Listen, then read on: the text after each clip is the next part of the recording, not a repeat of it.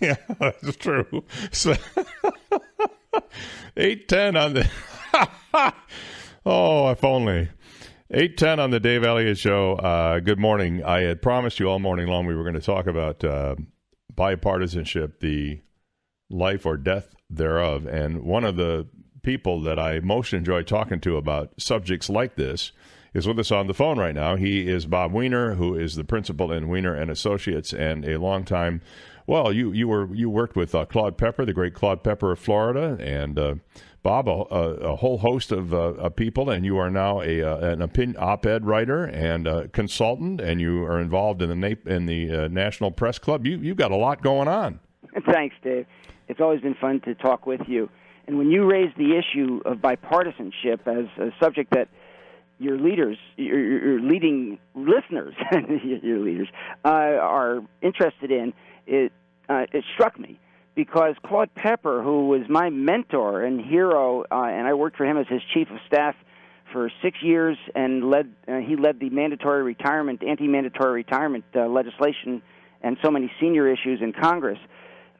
He was a model in bipartisanship. In 1983, Dave, he and Tip O'Neill and Ronald Reagan put together a Social Security deal, which has us still outgoing for the next 30 years. Steve, and as we speak, has Social Security solvent, despite the myths of everyone to the contrary. That was the great Social Security deal. It was the cover of Time magazine and so many places.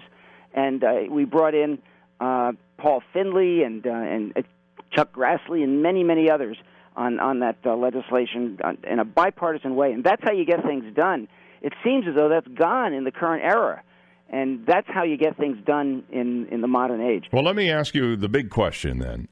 Is the era of bipartisanship over? Well, I don't think it is. I worked in the Clinton White House, and the Bush presidency kept me on for the next 6 months to help them put anti-drug pieces together. I was the spokesman for the White House Drug Office, and Barry McCaffrey, the drug czar, worked with Newt Gingrich to get drug treatment tripled so that we could do something. And we first put opioids in the national drug strategy, which is the great crisis that we face now. Yeah, but that was 16 years ago, and look at the toxic sort of environment that at least those of us outside the Beltway see inside the Beltway. We all are shaking our heads saying, you got 250 bills that were passed by the House that are sitting on Mitch McConnell's desk in the Senate, and nothing has been done with those bills because we're having all this partisan wrangling. Well, there are things that can be done, and perhaps now that this administration is actually getting chipped away at because of some very legitimate reasons, there can be some bipartisanship and some compromise on infrastructure, on health care, on NAFTA, and on some of the issues that people really care about. I think and even guns, where the president first came out, and it's a 90% factor, Dave. It's not Democrat or Republican. 90% of Americans don't want the 45 mass shootings with 10 or more that we've had since Columbine. It's been a logarithmic. The point that Biden made last night in the debate, it's been a dramatic increase since the NRA sunsetted the gun legislation that was, in fact, in play and was passed in a bipartisan basis. So there are things that can be done, and perhaps that will be the lesson of the current gridlock and the current disarray and the current chaos that we have now as we move into the next administration, no matter who's in charge, is that there will be bipartisanship. I have hope, and I know your listeners have hope in it, and I don't think the country will tolerate nothing getting done any longer. I totally agree with you, and I hope that manifests itself at the polls.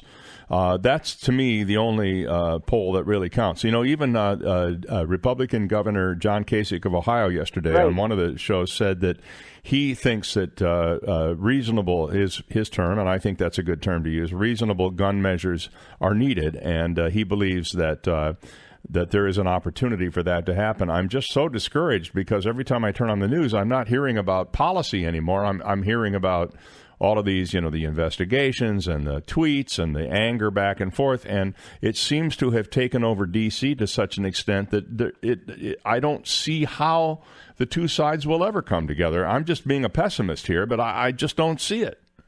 Well, I promised you that I would stay on the bipartisan theme here so that we don't get into the kind of horrible things. I don't want to go there. Yeah. I'm more interested in the broad topic. Yeah. I want to refer our listeners to the piece that I had in Roll Call, which was named one of the top pieces in the country by Op-Ed News. It's Guns of War No More, how gridlock can be ended by bipartisan training in the Congress. It's in Roll Call September 5th, and National Opinion with Congress and Gridlock, members must recall accomplishments of colleagues past. Go to my website, www.weinerpublic.com, and click on op-eds, Weiner, W-E-I-N-E-R, weinerpublic.com, and click on op-eds, and call it up. It's about the fourth op-ed down. It's the piece in the Roll Call newspaper, which many members of Congress pay a lot of attention, and it's called Guns of War No More. Again, lessons of bipartisanship during Hill orientation could make something like gun reform happen, and it uses Claude Pepper as the model, the great Florida hero, Claude Pepper, and it says the late Florida Claude Pepper left a legacy of bipartisanship in Congress that current lawmakers would be wise to follow. And so if that's a model, I'm hoping we got something done by putting that out there, and I hope it's a message that Congress can follow, and actually Library of Congress could be doing the training to Congress to make this stuff happen. And not just that, but on all the other important policy issues of the day, everything from saving Social Security and Medicare to dealing with foreign policy to trying to get a budget that balances to tackling the debt. I mean, we have a number of issues in this country that have been ignored. Not to and the big one, of course, medical insurance, health care insurance. By the way, people don't advertise it, but a big veterans bill did pass in Congress. The budgets recently have been approved so that we don't go into that first shutdown that was so disruptive. People learned their lesson, and now they are compromising on budget issues. Every time that President Trump says, well, we've got to have the wall, we'll have a shutdown, actually he compromises on that, and you take the wall out, and then Congress agrees on. So there are pieces of bipartisanship, Dave, but they come under the radar screen because the media plays out the horrible differences. Yeah. But the bills that pass that make a difference, they still are actually passing. Well, that's good. That's good to hear. I from an insider, I take that as a ray of sunshine. There is a ray. All right. Well, thank you, Bob. Always a pleasure to have you on with us. And, Dave, it's a pleasure. Thanks for having me on. You're welcome. Bob Weiner from Weiner and Associates in D.C. He is a strategist, an op-ed writer, and as he mentioned, a former chief of staff to the great Claude Pepper here of Florida. It's 8:18.